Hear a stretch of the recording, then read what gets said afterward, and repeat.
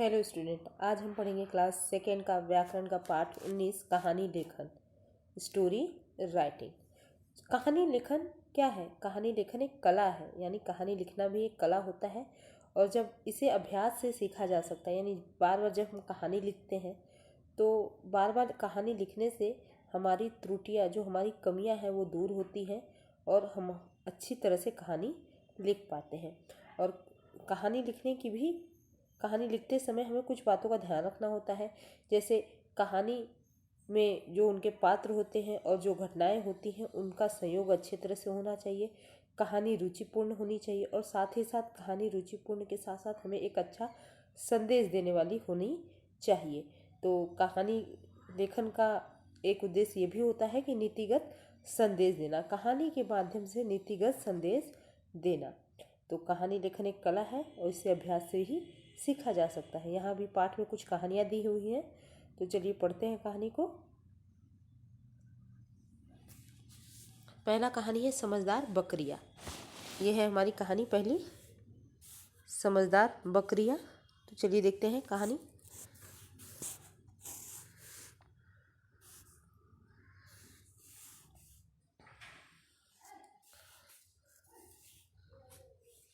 ये वाली लाइन हम पढ़ रहे हैं। किसी गांव के बीच में एक नाला बहता था। बरसात के दिनों में नाले में पानी अधिक होता था। तो एक गांव की बात है, उसके बीच में एक नाला बहता था, पतला सा नाला बहता रहता था। और जब बारिश होती थी तो वो नाला जो है वो पानी से अधिक भरा रहता था, यानी बरसात होने से पानी उसमें ज़्यादा रहता था। अगर उसमें कोई गिर जाता तो मिनटों में ही कहीं का कहीं पहुंच जाता था। अगर बरसात के दिन में पानी अधिक रहता था, अगर उसमें कोई गिर जाता गलती से, तो वो कहीं से, लहर इतनी तेज़ थी उस नाले की, तो कोई भी कहीं भी पहुंच इधर उधर हो जाता था, यानी वो बह जाता था नाले में। लोगों ने नाले के आर पार जाने के लिए एक पेड़ काट कर रखा था। तो लोगों ने क्या किया, इसका सलूशन निकाला कि लोगों ने नाले के आर पार जाने के लिए एक पेड़ काट कर डाल रखा था, यानी दो नालों के बीच में एक पेड़ को डाली काट के, लंबी सी मोटी सी डाली काट के रख दी थी, ताकि उस पर से चल के आदमी नाले से पार होके उस पार जा सके। इस पेड़ पर केवल एक ही व्यक्ति या जानवर, एक ही जानवर एक बार में पार हो सकता था। यानी जो पेड़ था वो बहुत मोटा नहीं था, पतला सा ही था, और इस पेड़ पर केवल या फिर एक व्यक्ति उधर से आ सकता था या एक जानवर भी रहता तो एक ही जानवर इस पार से उस पार हो सकता था। यानी दो जानवर या दो व्यक्ति साथ में आर पार नहीं हो सकते थे। यानी इधर से एक पार से दूसरे पार जाने के लिए एक ही व्यक्ति उस नाले को पार कर सकता था। अगर कोई दूसरा व्यक्ति आता तो वह दूसरी तरफ खड़ा हो जाता था। तो अगर कोई व्यक्ति उधर से आता भी था, तो अगर वो देखता था कि सामने से कोई व्यक्ति उस नाले पेड़ पर से चढ़ के नाला पार कर रहा है, तो वो व्यक्ति इंतजार करता था कि वह व्यक्ति पार हो जाए, इस तरफ आ जाए, तब वो उस पेड़ के डाल पे चढ़ के नाले के उस तरफ पहुँचे। देखिए यहाँ चित्र में बताया गया है। देखिए ये नाला है और यहाँ पेड़ की एक डाल रखी है। डाल इतनी पतली है कि इधर का व्यक्ति, अगर एक व्यक्ति इधर है तो एक ही व्यक्ति इस पार जा सकता है। अगर एक व्यक्ति यहाँ खड़ा है, तो वो एक ही व्यक्ति इस पे से चढ़ के इस पार जा सकता है। अगर कोई व्यक्ति यहाँ खड़ा है तो वो इंतज़ार करता है कि ये व्यक्ति पार हो जाए तो वो व्यक्ति इस तरफ आए। अगर दोनों व्यक्ति इधर आएंगे तो कोई भी पार नहीं हो पाएगा। जैसे ये बकरियां हैं, इन्होंने समझदारी दिखाई है। आगे देखिए। एक बार दो बकरियां आमने सामने उस पेड़ पे आ गई। तो एक बार ऐसा होता है कि जो देखिए दो बकरियां जो रहती हैं वो आमने सामने आ जाती है। अर्थात एक बकरी इधर से भी आ रही थी और एक बकरी इधर से भी आ रही थी। दोनों एक आमने सामने, यहाँ एक हो गई, यहाँ एक हो गई। अब पार कैसे हो, दोनों परेशानी हो गई क्योंकि दोनों आमने सामने हो गई, कैसे पार होंगी।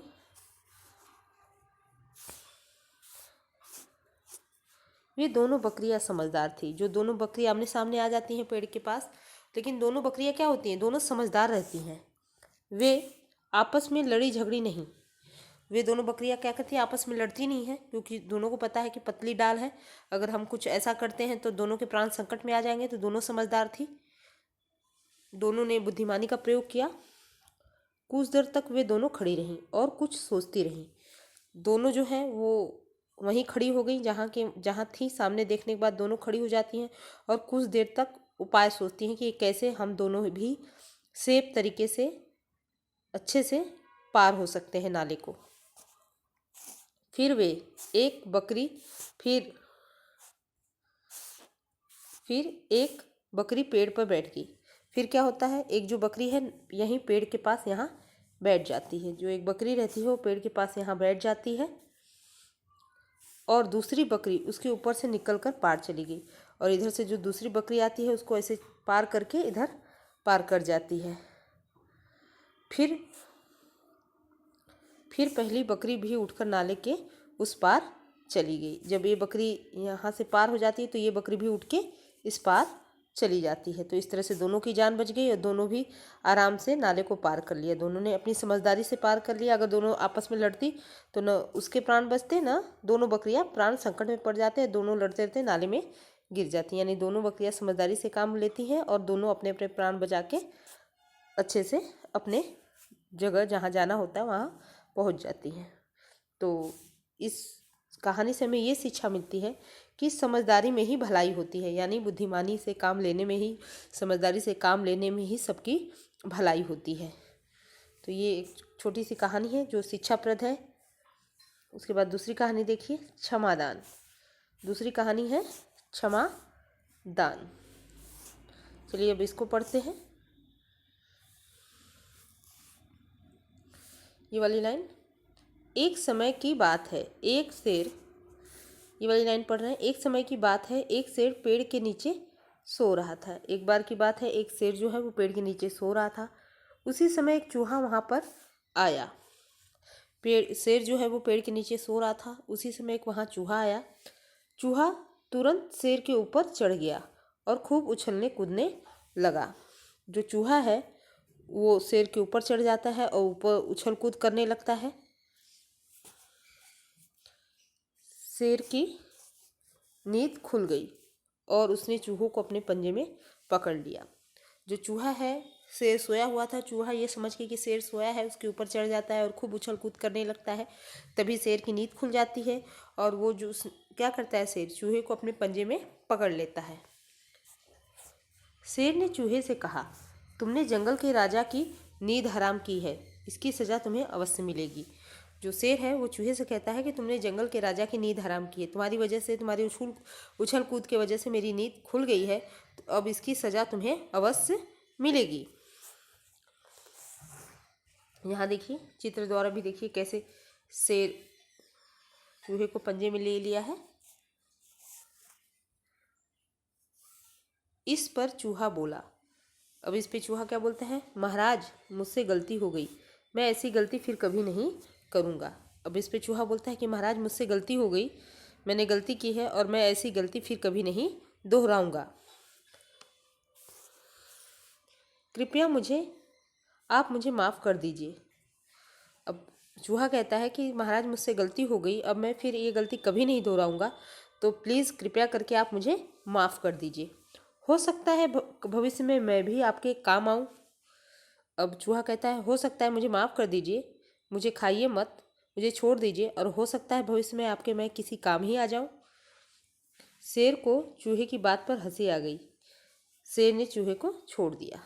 तो शेर, जब चूहा ऐसा कहता है कि मुझे माफ़ कर दीजिए, मेरे से गलती हो गई, प्लीज़ मुझे माफ़ कर दीजिए, और हो सकता है मैं भविष्य में आपके काम ही आऊँ, तो भविष्य में आपके काम ही आऊँ, ये बात सुन के शेर को हंसी आ जाती कि इतना छोटा सा जानवर क्या मेरे काम आएगा, जो मुझसे ऐसा कह रहा है कि मुझे छोड़ दीजिए, मैं हो सकता है आपके काम आ जाऊँ। लेकिन शेर ने उसे क्षमादान दे दिया, उसे छोड़ दिया।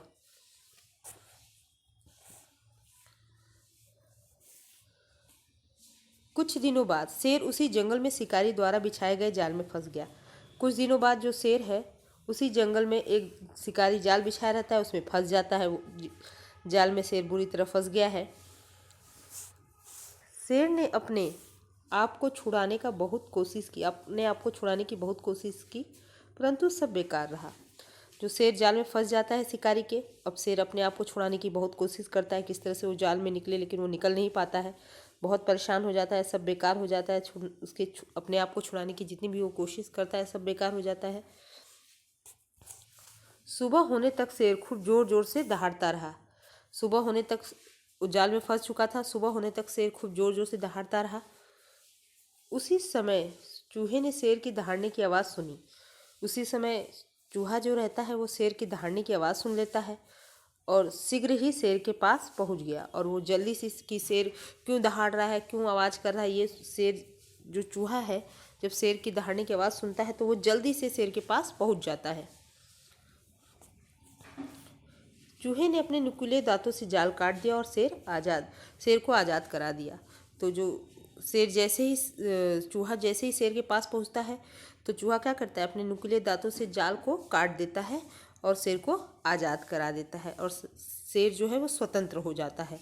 तो इस तरह से जैसे चूहे ने कहा था कि भविष्य में आपके मैं काम आ जाऊं, तो इस तरह से शेर को बचाने में, शेर को आज़ाद कराने में चूहा काम आ जाता है। और शेर ने जो क्षमादान किया चूहे के साथ, वो नीति कहीं ना कहीं शेर के काम आ जाती है। तो इस कहानी से हमें ये शिक्षा मिलती है कि क्षमादान बहुत ही अच्छी नीति है, यानी किसी को क्षमा करना बहुत ही अच्छी बात होती है। साथ ही साथ हमें ये भी इस कहानी से शिक्षा मिलती है कि किसी को भी हमें छोटा नहीं समझना चाहिए। चाहे वो आकार में छोटा हो तो उसे हमें छोटा नहीं समझना चाहिए। वक्त पड़ने पर वो भी हमारे काम आता है। तो इस तरह से इस कहानी से हमें दो शिक्षा मिलती है। आगे देखिए, ये हमने दोनों इस कहानी पढ़ ली है। एक कहानी हमारे अभ्यास कार्य के लिए दी गई है। अभ्यास कार्य के लिए कहानी दी गई है कछुआ और खरगोश की कहानी है, जो आपने कई बार पढ़ी है।